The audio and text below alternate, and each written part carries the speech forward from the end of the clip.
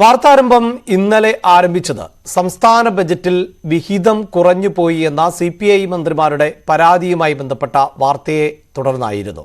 പ്രത്യേകിച്ച് ഭക്ഷ്യ civil supplies വകുപ്പ്, കൃഷി വകുപ്പ്, റവന്യൂ വകുപ്പ് എന്നിവയ്ക്കൊന്നും വേണ്ടത്ര വിഹിതം നൽകിയിട്ടില്ല എന്ന ആക്ഷേപമാണ് CPI മന്ത്രിമാരുടെ ഭാഗത്തു നിന്നും ഉയർന്നു വന്നത്.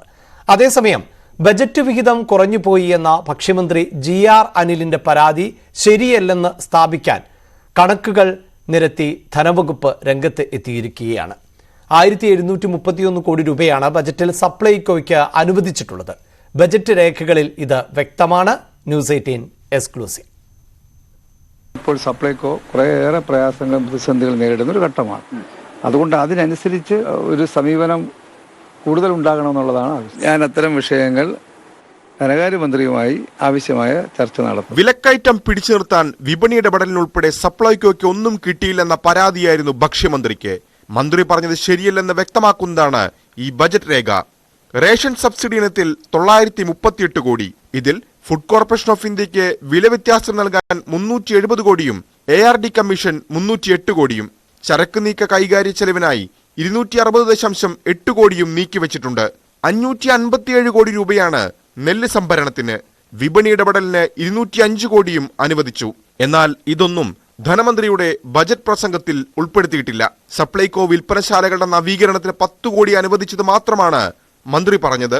പുതിയ പദ്ധതിയായതിനാലാണ് ഇത് പ്രസംഗത്തിൽ ഉൾപ്പെടുത്തിയതെന്നാണ് ധനവകുപ്പിന്റെ വിശദീകരണം. ബാക്കി സ്ഥിരം ബജറ്റ് വിഹിതമുള്ള ഹെഡുകളിലായതിനാലാണ് പ്രസംഗത്തിൽ പറയാത്തതെന്നും ധനവകുപ്പ്. VV Arun, news 18, Thiruvananthapuram. വാർത്തയുടെ വിശദാംശങ്ങളുമായി ഡാൻ കുര്യൻ ആണ് ചേരുന്നത്. ഡാൻ, പൊതുവെ ബജറ്റിന് സ്വീകാര്യതയാണ് ലഭിച്ചത്. കാരണം കടുത്ത പ്രതിസന്ധിയാണ് സംസ്ഥാന സർക്കാർ നേരിടുന്നത്. ആ പ്രതിസന്ധിയുടെ പ്രതിഫലനം സാധാരണക്കാരായ ആളുകൾ ഉൾപ്പെടെ നേരിടുന്നുണ്ട്. അതുകൊണ്ട് തന്നെ അധിക ബാധ്യതയും സമ്മർദ്ദവും ഒക്കെ സാധാരണക്കാർക്കുണ്ടാകുമോ എന്ന് ആശങ്കയുണ്ടായിരുന്നു. കാലങ്ങളായി ഇപ്പോൾ ജനങ്ങളുടെ ഭാഗത്തു നിന്നുണ്ടാകുന്ന പ്രധാനപ്പെട്ട പ്രതിഷേധം എന്നത് സപ്ലൈകോയിൽ ചെന്നാൽ സാധനങ്ങളൊന്നും ലഭിക്കുന്നില്ല, സബ്സിഡി ഇനങ്ങൾ ഒന്നും തന്നെ അവിടെ ലഭിക്കുന്നില്ല എന്നതാണ്. അതുകൊണ്ട് തന്നെ സപ്ലൈകോയെ സജീവമാക്കുന്നതിനുള്ള പ്രഖ്യാപനങ്ങൾ സർക്കാരിന്റെ ഭാഗത്തു നിന്ന് ബജറ്റിൽ ഉണ്ടാകേണ്ടതാണ്. അങ്ങനെയൊന്ന് ഉണ്ടായില്ല എന്ന ആക്ഷേപമാണ് CPIയുടെ മന്ത്രി തന്നെ GR അനിൽ വ്യക്തമാക്കിയത്. പക്ഷേ അതല്ല സാഹചര്യം എന്നാണല്ലോ ഇപ്പോൾ ഈ കണക്കുകളിൽ നിന്ന് മനസ്സിലാക്കേണ്ടത്. ഡാൻ,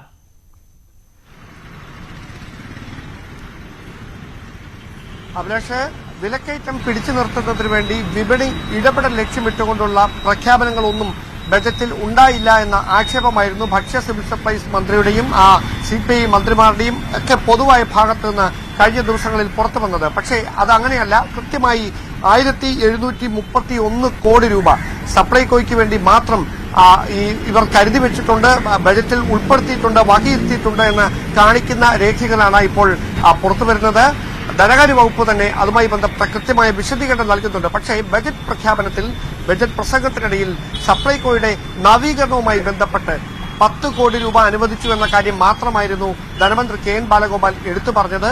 ആ കാര്യത്തിൽ ശ്രദ്ധയൂന്നിക്കൊണ്ടാണ് ഭക്ഷ്യമന്ത്രി GR അനിൽ വലിയ വിമർശനവുമായി ഇന്നലെ ഡൽഹിയിൽ രംഗത്തെത്തുന്ന സാഹചര്യമുണ്ടായത്. പക്ഷേ നമുക്ക് ലഭ്യമായിരിക്കുന്ന രേഖകളിലെ വിവരങ്ങളുടെ അടിസ്ഥാനത്തിൽ നെല്ല് സംഭരണത്തിന് 557 കോടി രൂപയും റേഷൻ സബ്സിഡി ഇനത്തിൽ 938.8 കോടി രൂപയും വിപണി ഇടപെടൽ ലക്ഷ്യമിട്ടുകൊണ്ട് 205 കോടി രൂപയും സപ്ലൈകോ വിൽപ്പനശാലകളുടെ നവീകരണത്തിന് 10 കോടിയും ഇങ്ങനെ ഏതാണ്ട് 1731.3 കോടി രൂപയുടെ പദ്ധതികൾ സപ്ലൈകോയ്ക്ക് വേണ്ടി മാത്രം നടപ്പിലാക്കുന്നുണ്ട്. അതുമായി ബന്ധപ്പെട്ട പദ്ധതിയുടെ കൃത്യമായ വിവരങ്ങൾ ധരിപ്പിച്ചുകൊണ്ടുള്ള രേഖകളടക്കം ബജറ്റിൽ ഉണ്ട് എന്നാണ് ധനവകുപ്പിന്റെ ഭാഗത്തുനിന്ന് ഇപ്പോൾ പുറത്തുവരുന്ന വിശദാംശങ്ങൾ. അങ്ങനെയാണെങ്കിൽ കഴിഞ്ഞ ദിവസം മന്ത്രി GR അനിൽ ഉയർത്തിയ വാദങ്ങൾക്ക് ഒരു മുഖവിലക്കെടുക്കാൻ കഴിയില്ല, അതിലൊരു ന്യായവുമില്ല എന്ന് കാണിക്കുന്ന തരത്തിലേക്കാണ് ധനകാര്യ വകുപ്പിന്റെ ഭാഗത്തു നിന്ന് ഇപ്പോൾ പുറത്തുവരുന്ന ഈ രേഖകളിലെ വിവരങ്ങൾ വ്യക്തമാക്കുന്നത്. എന്തായാലും ഇനി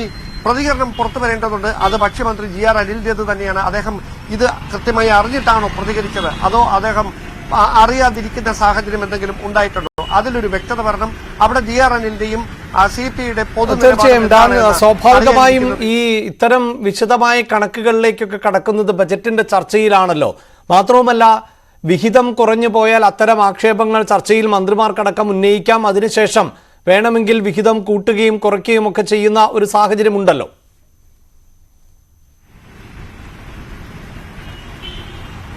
അഭിലാഷ്, സാധാരണ ഈ കഴിഞ്ഞ ബജറ്റിൽ വലിയ സാമ്പത്തിക പ്രതിസന്ധിയുണ്ട്. ഈ കേന്ദ്രത്തിൽ നിന്ന് കിട്ടാനുള്ള പണം ഗണ്യമായി വെട്ടിച്ചുരുക്കുന്ന ഒരു സാഹചര്യം, കേരളത്തിന് അർഹതപ്പെട്ട സാമ്പത്തിക സഹായങ്ങൾ പോലും കേന്ദ്ര സർക്കാരിന്റെ ഭാഗത്തുനിന്ന് ലഭിക്കുന്നില്ല എന്ന തരത്തിലുള്ള വലിയ വിമർശനങ്ങൾ ആ ബജറ്റ് പ്രസംഗത്തിലടക്കം തുടക്കം മുതൽ ഒടുക്കം വരെ ഉന്നയിച്ചുകൊണ്ടായിരുന്നു ബജറ്റ് അവതരണം തന്നെ നടന്നത്. പക്ഷേ അതിനിടയിലും കൃത്യമായി ഈ CPI മന്ത്രിമാരുടെ വകുപ്പുകൾക്ക് വേണ്ടത്ര പരിഗണന ലഭിച്ചില്ല, അല്ലെങ്കിൽ അതുമായി ബന്ധപ്പെട്ട് ബജറ്റിൽ അർഹമായ പ്രാതിനിധ്യം ലഭിച്ചില്ല എന്നൊരു പൊതുവിമർശനം CPI മന്ത്രിമാരുടെയും വകുപ്പിന്റെയും ഒക്കെ ഭാഗത്തു നിന്ന് ഉയർന്നു കേൾക്കുന്നുണ്ടായിരുന്നു. അതിനിടയിലാണ് ഭക്ഷ്യമന്ത്രി VR അനിൽ വിപണി ഇടപെടലിനായി അല്ലെങ്കിൽ വിലക്കയറ്റം പിടിച്ചു നിർത്തുന്നത് ലക്ഷ്യമിട്ടുകൊണ്ടുള്ള വലിയ പ്രഖ്യാപനങ്ങൾ ബജറ്റിൽ ഉൾപ്പെട്ടില്ല എന്ന ഒരു വിമർശനവുമായി ഇന്നലെ രംഗത്തെത്തുന്ന സാഹചര്യം ഉണ്ടായത്. അത് മുഖവിലക്കെടുക്കാനാവില്ല, അത്തരത്തിലൊരു കാര്യം നടന്നിട്ടില്ല. 1731 കോടി രൂപ സപ്ലൈകോയ്ക്ക് വേണ്ടി മാത്രം മാറ്റിവെച്ചിട്ടുണ്ട്. 205 കോടി രൂപ വിപണി ഇടപെടൽ ലക്ഷ്യമിട്ടാണ് അങ്ങനെ മാറ്റിവെച്ചിരിക്കുന്നത്. ഇത് നേരത്തെയുള്ള ബജറ്റുകളിലും ഉൾപ്പെട്ടിട്ടുള്ള കാര്യമായതിനാലാണ് ബജറ്റ് പ്രസംഗത്തിൽ എടുത്തു പറയാതെ ഇരുന്നത് എന്നാണ് ധനവകുപ്പിന്റെ വിശദീകരണം. അവിടെ സപ്ലൈകോയുടെ നവീകരണം അത് മാത്രമാണ് പുതിയൊരു പദ്ധതിയായി ഉൾപ്പെടുത്തിയത്. അതുകൊണ്ട് മാത്രമാണ് അവിടെ പ്രഖ്യാപിച്ച 10 കോടി രൂപയുടെ കാര്യം മാത്രം മന്ത്രി എടുത്തു പറയുന്ന ഒരു സാഹചര്യം, അല്ലെങ്കിൽ ആകെ സപ്ലൈകോയ്ക്ക് 10 കോടി രൂപയെ അനുവദിച്ചിട്ടുള്ളൂ എന്ന തരത്തിലുള്ള വിലയിരുത്തലുകൾ ഉണ്ടാകാൻ സാഹചര്യം എന്നൊക്കെയാണ് വിലയിരുത്തൽ. എന്തായാലും ഇത് ഒരു തർക്കം ഉടലെടുത്തിരിക്കുന്നു ധനവകുപ്പും ഭക്ഷ്യവകുപ്പും തമ്മിൽ.